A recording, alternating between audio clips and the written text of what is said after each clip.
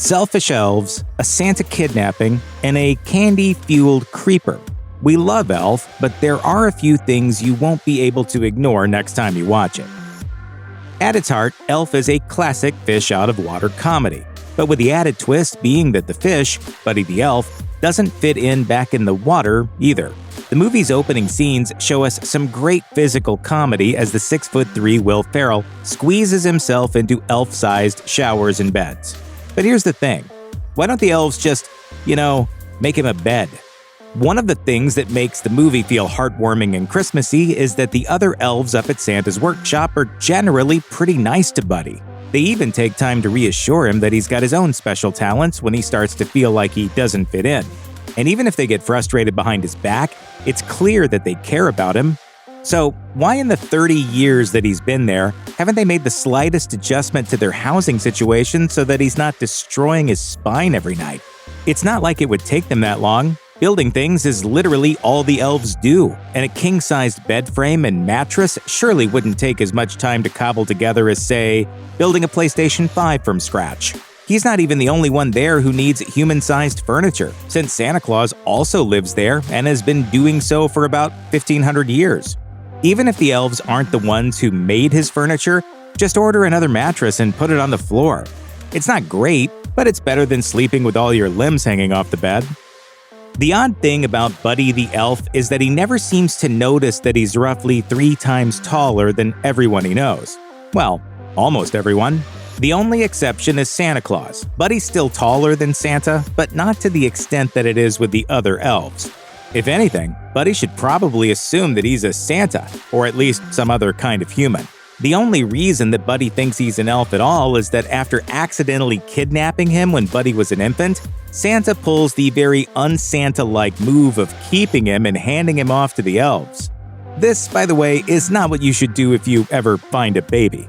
Buddy's naivete is at the core of the film, but there's a fine line between his earnest, good-natured belief that a random diner really did perfect the world's best cup of coffee and the kind of oblivious ignorance of just not being able to put simple clues together. You did it! Congratulations!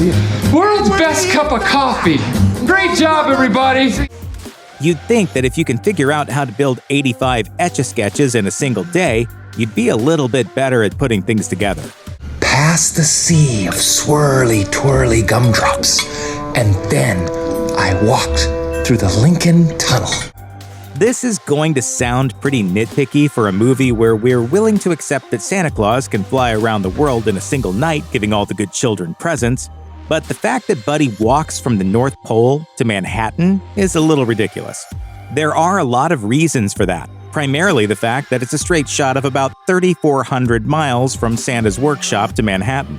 Even if we're willing to accept that the iceberg he floats off on takes him down to Canada, that still leaves him in the Nunavut with 2,900 miles left to go. We'll give you that his elf clothes are magical and able to keep him warm at the North Pole and below, but still.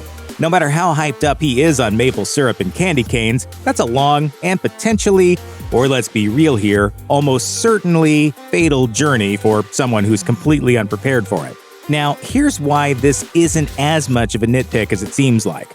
The scene sticks out because this is a movie with Santa in it. The guy has a magic flying sleigh that can cover 212 million miles in a single night.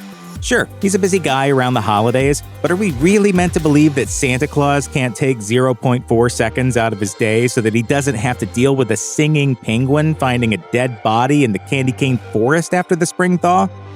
You like sugar, huh? Is there sugar in syrup? Yes. Then yes! One of the biggest sources of comedy throughout Elf is Buddy's ridiculously candy-centric diet. After all, he hails from a land of Christmas cheer that was inspired by the Rankin Bass stop-motion specials of the 60s. So he grew up on a steady diet of candy canes and describes the North Pole's 4 food groups as candy, candy canes, candy corns, and syrup. Of course, that means Buddy should be straight up dead. You probably figured this out for yourself in the days after Halloween when you were a kid, but a diet that consists entirely of candy isn't just unhealthy, it's also a great way to get type 2 diabetes. Sure, you could explain it away by saying that all the candy at the North Pole is suffused with Christmas magic that makes it delicious and nutritious. But after he comes to New York, Buddy keeps up his standard habits, drowning a plate of spaghetti with an entire bottle of maple syrup and washing it down by slamming an entire 2-liter bottle of Coca-Cola. In fact, the few things we see him eat in the movie that aren't candy are a bottle of booze and a jar full of cotton balls. Fun fact, in real life, those cotton balls were actually cotton candy. If you need any evidence that wolfing down that much sugar was a bad idea, look no further than Will Ferrell himself. In interviews about the film since its release, he's talked about how he lost sleep while the movie was being filmed thanks to the constant sugar intake. Multiply that by 30-plus years worth of sugar-coated meals, and you've got health problems that go way beyond a little insomnia, and into the territory of having your heart explode while chugging maple syrup. Did you sleep okay last night? Great. I got a full 40 minutes. Just 5 years away from Iron Man, Jon Favreau was the man who directed Elf, and he even has a small part as the Hobbs family's friendly physician. He also provides the voice of the North Pole's resident narwhal. Bye, buddy. Hope you find your dad. And while we're talking about Favreau's doctor, we'd be remiss if we didn't cover what might be the worst medical decision ever committed to film. After performing a DNA test to confirm that, yes, Buddy is in fact Walter's biological son, the doctor advises Walter to take Buddy home to meet his wife and son in hopes that he'll eventually come to terms with the situation and drop the whole elf thing and move on. Obviously, that all works out for Buddy and the Hobbs family, but by any measure, this is some truly terrible advice. Both Walter and the doctor are operating under the assumption that Buddy is extremely delusional. Any medical professional worth a stethoscope would most likely suggest that they get Buddy some immediate treatment, psychiatric or otherwise, before his disconnect with reality leads to more violence. That's right, more violence. The scene with the blood test happens directly after Walter bails Buddy out of jail after he assaults a department store Santa at Gimbel's. In other words, the doctor is confronted with a delusional man with a very recent history of violence, and his solution to this problem is to take him home to your wife and kid. Here's hoping the first thing the Hobbs family does after the credits roll is get themselves a new general practitioner. Your father, well, he's on the naughty list. The driving conflict of Elf is that Walter Hobbs, Buddy's long-lost human father, has landed himself squarely on the naughty list. The reason? Well, in addition to just being a fairly unpleasant person, and all those murders he did in The Godfather, Walter has been neglecting his family and focusing too much on his work. This is the plot to plenty of Christmas movies about learning how to love your family more effectively under the boot heel of consumerism. But there's something different about Walter's story. He's genuinely terrible at his job. Normally, the person in this kind of plot who's obsessing over their work is at least successful in that arena, which makes it more effective when they have to choose what's really important.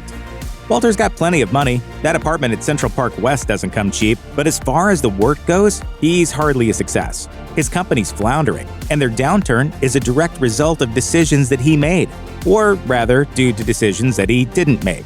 Despite filling the role of the workaholic who spends too much time at the office, Walter doesn't actually seem to care about anything that he's doing at work, to the point of approving a proof of a book that was missing 2 pages. Even the most inept employee would notice if he was initialing 2 gigantic blank pages, so the simple fact is that Walter just doesn't care. That raises a pretty grim question, though. If he's neglecting his family for work, but he's not actually doing any work, is he just sitting there, taking as much time away from his wife and son as he can so that he can stare off into space and contemplate oblivion? That is dark. I like it. I like it. The major drama at the climax of the film centers around whether Santa's sleigh is going to be able to fly without the engine that's been keeping it going all these years. See, without the engine, the sleigh has to rely entirely on the magic of Christmas cheer to power it around the world. And according to the Clausometer, there's just not enough Christmas spirit to do the job. But that doesn't make sense. This is a world where Santa Claus is 100% actually factually real, with a toy factory at the North Pole staffed by cheerful singing elves, a talking snowman, and everything that goes along with him. He brings presents to the good children all over the world, which means that there's no disillusionment or disappointment from kids who didn't get what they wanted on Christmas morning. We also know from the movie that getting a present does in fact increase your Christmas spirit, as Michael, Walter's other son, boosts the clausometer a little bit when he gets the skateboard he's always wanted. So, if Santa and the elves have been doing their job, and as far as we know they have, then there should be more than enough Christmas spirit to go around just from that, let alone all the general feel-good sentiments of peace on earth, goodwill, hot chocolate, and so on. One of the things that makes Elf such a favorite around the holidays is that it's an almost relentlessly cheerful film without getting too sugary sweet, Buddy Spaghetti notwithstanding. In fact, the closest it gets to anything you'd call dark would be the depiction of the Santa-hating Central Park Rangers at the end. Oh, and that one part where Buddy commits felony assault on an innocent man for the crime of dressing up as Santa Claus. But even if Buddy's sudden temper is slightly out of character, that all makes perfect sense in the context of the movie. What happens after, however, seems like a stretch. Since the original Gimbel's Santa is no longer available, the toy department's manager has to fill in, and frankly, that's ridiculous. If you've ever been to Macy's around Christmas time, then you already know that these stores take their Santa setup very seriously. It's a lot more complicated than just one dude sitting on a big chair asking kids what they want for Christmas. The Gimbels we see in the movie might not be as dedicated to it as Macy's, of course. Historically, the real-life Gimbels was Macy's competitor until shutting down in 1987, with their rivalry cementing itself into Christmas movie history as a plot point in the original Miracle on 34th Street. Still, the idea that a store that big wouldn't have at least a couple of backup Santas is somehow more difficult to believe than the flying reindeer. Buddy's romance with Jovi, a young woman working as an elf at Gimbel's, played in a star-making turn by Zooey Deschanel, ends up being pretty sweet, but it has a rocky start. Most people don't wind up going on dates with strangers who sneak up on them in the shower, no matter how nice they are about your singing afterwards. Considering that Elf has a runtime of just over 90 minutes, it makes sense that things have to move pretty fast to get everything wrapped up by the time the credits roll. Still, Jovi's awfully quick to forgive Buddy for creeping up on her in the shower, especially since the next two interactions she has with him involve him beating up the guy playing Santa Claus and then telling her that his tongue swells up around her and asking if she wants to go eat food. I feel really warm when I am around you. The fact that she goes out with him at all, let alone ends up in happy elfin matrimony after it's all said and done, is, well, it's a Christmas miracle. The weirdest part of all of this might be one that Jovi would have no way of knowing, but that we in the audience can peg as what might be the only lie Buddy tells in the whole movie. When she asks if he was spying on her in the shower, he replies, I didn't know you were naked. This seems plausible, given Buddy's naive nature. The thing is, he definitely knew she was in the shower, and we actually see Buddy showering in an elf-sized tub earlier in the movie. Of course, he did have his hat on at the time, so maybe elves are a rare class of never nudes. Oh, I'm sorry. No, I need you to be completely undressed. I am completely undressed. There are any number of ways to tell a child that they are adopted, though perhaps no worse way than for them to overhear it from two coworkers bad-mouthing their Etch-a-Sketch production output.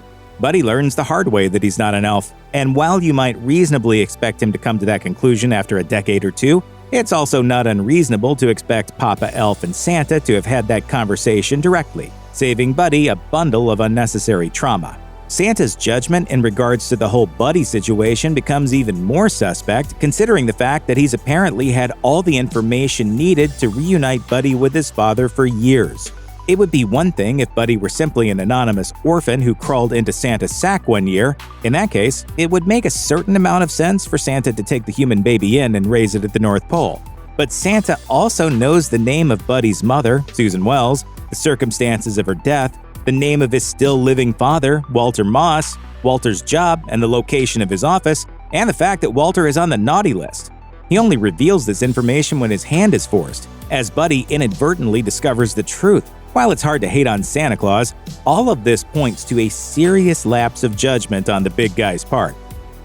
The scene featuring future Game of Thrones star Peter Dinklage as hotshot children's book author Miles Finch is cringe-inducing, but purposely so. Walter has bribed Miles to come into the office and help his clueless in-house writers with a new book pitch. He's hoping this pitch will be the thing that gets Walter back in good with his boss and save his job. But before Miles can get into his potential storyline, Buddy barges into the meeting and mistakes the man for an elf.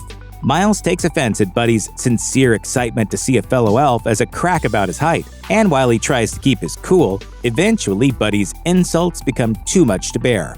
Miles runs across the boardroom table and dropkicks him. That all makes sense, even if, in illustrating Buddy's insensitivity, the film itself gets a little insensitive. What doesn't make much sense is how no one else in this scene, not Walter, his writers, or his secretary, does anything to break up the fight. As Miles chokes Buddy to the ground and breaks every lighting fixture and piece of glassware in the room along the way, they all just sit there, apparently frozen in shock, until the scene ends with Walter angrily disowning Buddy. Every year, it seems that someone on the internet discovers and is newly horrified by the scene in which Buddy, banished to the Greenway Press mailroom for irritating Walter, makes friends with, and accidentally gets day drunk with, a worker played by Mark Atchison. As they recline on a pair of rolling carts full of padded envelopes, declaring themselves best friends, Mailroom Guy, as he is credited, laments the direction that his life is taken. He just goes with the flow, but now he needs to get out of the flow. I'm 26 years old, I got nothing to show. You're young. You're so young. Atchison was in fact 46 years old when the film was released. And while he may appear relatively youthful for a 46-year-old, he makes for an alarmingly craggy, gravel-voiced 26-year-old. Mailroom Guy works in a chaotic processing room with no source of natural light. He drinks from a half pint of hard liquor on the job, and only has the job thanks to a prison work release program. So the impact of the gag makes for a worthy suspension of disbelief.